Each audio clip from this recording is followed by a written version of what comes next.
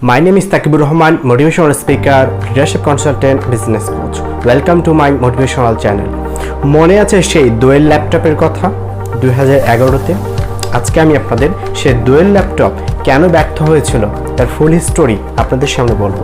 আর দেরি না করে শুরু করা যাক। দোয়েল ল্যাপটপের কথা মনে আছে আপনাদের? এটি বাংলাদেশে প্রথম অ্যাসেম্বল করা ল্যাপটপ। টেলিফোন শিল্প সংস্থা 2011 জাতীয় শিক্ষা কার্যক্রমের অধীনে একটি প্রজেক্টের আওতায় অক্টোবর মাসে বাজারে আনে দোয়েল ল্যাপটপ। সে সময় ল্যাপটপটিকে নিয়ে হাইপ তৈরি হয়েছিল সবার মাঝে।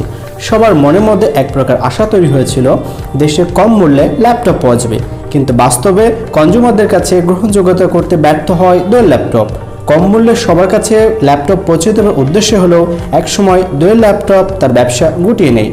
ইন্টারনেট অবকাঠামোগত উন্নতি এবং ডিজিটালাইজেশনের কারণে প্রতিনিয়ত ল্যাপটপ মার্কেট গ্রো করছে। মার্কেট ইন্টেলিজেন্স ফার্ম আইডিসি এর তথ্য মতে বাংলাদেশে প্রায় $1.5 billion IT base technology product market আছে। তার মধ্যে laptop market $175 million. Bangladesh computer সমিতি মতে বর্তমানে দেশে প্রতি বছর 10 লাখ ল্যাপটপ আমদানি করা হয়। 2008 সালে যে সংখ্যা ছিল 20,000 থেকে 25,000। হিসাব মতে প্রতি বছর এর প্রবৃদ্ধি আছে 15 থেকে 20%। দেশে মোট ল্যাপটপ কনজিউমারদের মধ্যে কর্পোরেট কাস্টমার 75% এবং স্টুডেন্ট 25%। আমদানিকৃত ল্যাপটপ আছে 60% চায়না থেকে। আইডিসি এর তথ্য মতে আমদানিকৃত ল্যাপটপ 36% এইচপি, 26% ডেল, 17% লেনোভো এবং 14% আসুস। বাকিগুলো অন্যান্য ব্র্যান্ডের ল্যাপটপ। তাছাড়া চাইনিজ টেক জয়েন্ট হুয়াই ইতিমধ্যে বাংলাদেশে অ্যাসেম্বলি প্ল্যান্ট নির্মাণ করেছে। আবার লোকাল ব্র্যান্ড ওয়ালটনও তাদের প্রোডাকশন শুরু করে দিয়েছে। প্রতি বছর 1 লাখ ল্যাপটপ বিক্রি টার্গেট করেছে কোম্পানিটি। তবে দেশীয় ব্র্যান্ড দোয়েল অনেক আগে আসলেও খুব বেশি দিন মার্কেটে সার্ভাইভ করতে পারেনি। তার অবশ্য কিছু কারণও ছিল। 2010-11 সালে এশীয় দেশগুলো ইলেকট্রনিক পণ্য নিজেদের মার্কেটে আনার জন্য তৎপর করছিল। ইন্টেলের প্রসেসর নির্ভরশীলতা কমাতে চীন কম্পিউটার প্রসেসর বানানোর উদ্যোগ নেয়। ভারতও তখন তাদের নিজস্ব ট্যাবলেট মার্কেটে আনার চেষ্টা করছিল। বাংলাদেশের স্কুল কলেজের শিক্ষার্থীদের কম দামে ল্যাপটপ দেওয়ার লক্ষ্যে লোকাল অ্যাসেম্বলিকৃত ল্যাপটপ বাজারে আনে দোয়েল ল্যাপটপ। কেননা ইন্টারনেট সে সময় সহজলভ্য হয়ে উঠছিল। সবার মাঝে ইন্টারনেট ব্যবহার করার জন্য ল্যাপটপের প্রবণতা বাড়তে থাকে। সেজন্য বিটিসিএল এর কাছ থেকে 45 কোটি টাকা ঋণ নিয়ে টেলিফোন শিল্প সংস্থা ঢাকা ভিত্তিক টিএম কর্পোরেশন এবং মালয়েশিয়ান টিএফটি টেকনোলজি সম্মিলিতভাবে এই প্রজেক্টের দায়িত্বে ছিল। শুরুতে বাংলাদেশে 10% পার্টস তৈরি হলেও ধীরে ধীরে 60% পার্টস তৈরি করা বাংলাদেশের লক্ষ্যমাত্রা নির্ধারণ করা হয়েছিল। 4টি ভিন্ন মডেলের ল্যাপটপ বাজারে এনেছিল সংস্থাটি। সর্বনিম্ন মূল্য ছিল ল্যাপটপটির 10,000 টাকা। দোয়েল 2102, প্রসেসর 800 হার্জ, ভায়া 8650, র্যাম 512 MB, ডিসপ্লে 10 ইঞ্চি, ফ্ল্যাশ মেমোরি 16 GB। পরের মডেল দোয়েল 0703, মডেলটির দাম ধরা হয় 13,500 টাকা, যার স্পেসিফিকেশন কিছুটা বেটার ছিল। Display 10 inch, processor Intel, RAM 16 GB, hard disk 250 GB এবং ভালো ওয়েব ক্যামেরা। এছাড়া অপারেটিং সিস্টেম ছিল ওএস লিনাক্স। বাকি মডেলগুলো ছিল যথাক্রমে দোয়েল 2603 22,000 টাকা, দোয়েল 1612 26,000 টাকা। 2011 সালে বাজারে আনার পর 2 বছর যেতে না যেতেই প্রোডাকশন বন্ধ করে দেয় দোয়েল ল্যাপটপ। বন্ধ হওয়ার কারণ দেখানো হয় প্রয়োজনের তুলনায় অর্থ না পাওয়াকে দায়ী করা হয়। কনফিগারেশন ভালো না হওয়ার কারণে এই ল্যাপটপটির চাহিদা ছিল খুবই কম। 2013 সালে প্রকাশিত টিএসএস এর বার্ষিক প্রতিবেদনে উল্লেখ করা হয় 2 বছরে মাত্র 28,622টি ল্যাপটপ বিক্রি করা হয়। এর মধ্যে শিক্ষা মন্ত্রণালয় নেই 17,815টি। অবাক করার মতন সবথেকে কম দামে ল্যাপটপটি বিক্রি হয় 98টি 2 বছরে। সবথেকে বড় ধাক্কা আসে এই প্রজেক্টে 2 পার্টনারের, টিএম কর্পোরেশন এবং টিএফটি টেকনোলজি। দোয়েল ল্যাপটপ বাজারে 1 বছর আসতে না আসতেই তারা এই প্রজেক্ট থেকে সরে দাঁড়ায়।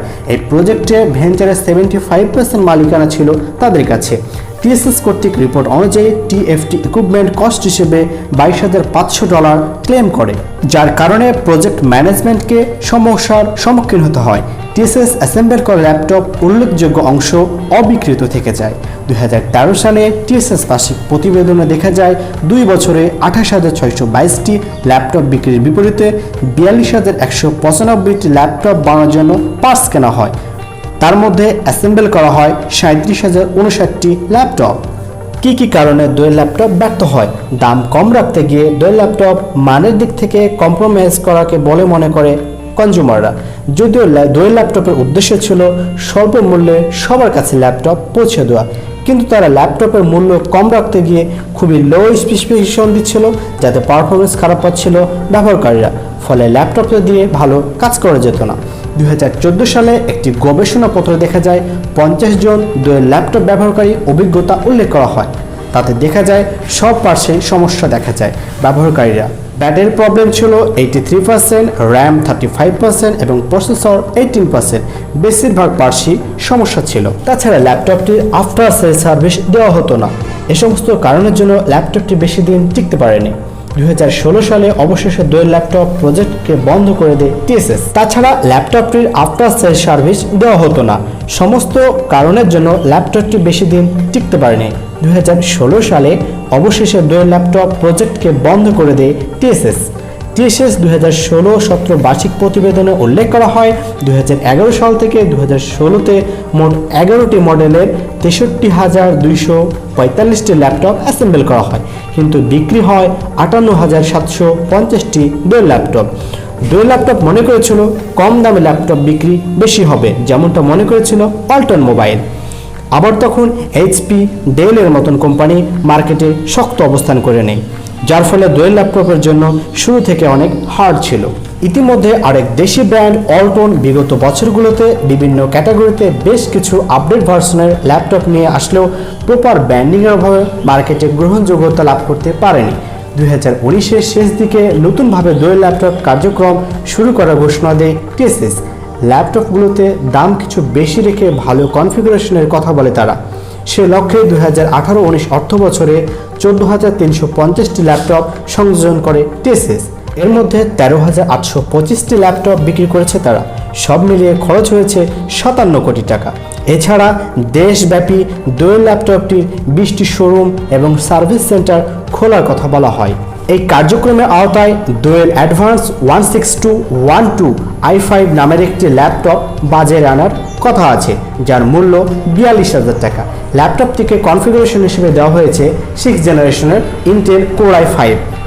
তবে বর্তমানে যেখানে 10th জেনারেশনের প্রসেসর চলছে, সেখানে 6th জেনারেশনের প্রসেসর বেশ কিছু ব্যাকডেটেড বললে ভুল হবে না। আবার সবাই বেটার পারফরমেন্সের জন্য এসএসডি ব্যবহার করা শুরু করেছে, কিন্তু ডোয়েল এসএসডিতে সীমাবদ্ধ আছে। তাছাড়া ল্যাপটপটিতে ব্যবহার করা হয়েছে DDR3 র্যাম, অথচ একই বাজেটে এইচপি, লেনোভো, আসুস এর মতো ব্র্যান্ডগুলো DDR4 RAM, full HD display offer করছে। সেই ক্ষেত্রে ডোয়েলের ব্যাকডেটেড অ্যাপ্রোচ খুব একটা পজিটিভ রেজাল্ট আনার সম্ভাবনা নেই। আবার যেখানে ডোয়েল সম্পর্কে সবার একটি নেগেটিভ ইম্প্যাক্ট রয়ে গিয়েছে, সেখানে এইচপি, লেনোভো ব্র্যান্ডগুলো একটি ব্র্যান্ড ভ্যালু তৈরি করে নিয়েছে। তাই ধারণা করা যায় ডোয়েল এইবারও বেশি দিন সার্ভাইভ করতে পারবে না। তবে ডোয়েল যদি সেভাবে কামব্যাক করতে চায়, তার বেশ কিছু জিনিস মাথায় রাখতে হবে। তাদের সবসময় আপডেট ভার্সন থাকতে হবে। তাছাড়া ডিজাইন পরিবর্তন, বিভিন্ন ক্যাটাগরিতে বাজারজাত branding, better after sale service সহ। ডোয়েল ল্যাপটপ চেয়েছিল স্বল্প টাকায় সবার কাছে ল্যাপটপ পৌঁছে দিতে, কিন্তু তাদের কনফিগারেশন ভালো না হয় তারা মার্কেটে জায়গা করে নিতে পারেনি। অন্যান্য ল্যাপটপ যেসব ফিউচার দিয়েছে তার থেকে ডোয়েল ল্যাপটপ একদমই ব্যাকডেটেড ছিল, ওর জন্য ডোয়েল ল্যাপটপ মার্কেটে জায়গা করে নিতে পারেনি। বর্তমানে মানুষ কোনো ইলেকট্রনিক ডিভাইস নিতে চাইলে ইন্টারনেটে সার্চ করে দেখে নেয় যে প্রোডাক্টটি কেমন। ডোয়েল যদি কামব্যাক করতে চায় তাহলে তাকে আপডেটেড সব কিছু নিয়ে আসতে হবে, তাহলে হয়তো সে পুনরায় মার্কেটে জায়গা করে নিতে পারবে। এমন সব পাওয়ারফুল ভিডিও পেতে আমার চ্যানেলটি অবশ্যই সাবস্ক্রাইব করবেন, আর সাবস্ক্রাইব করার সময় অবশ্যই বেল আইকনে হিট করবেন। Thank you so much.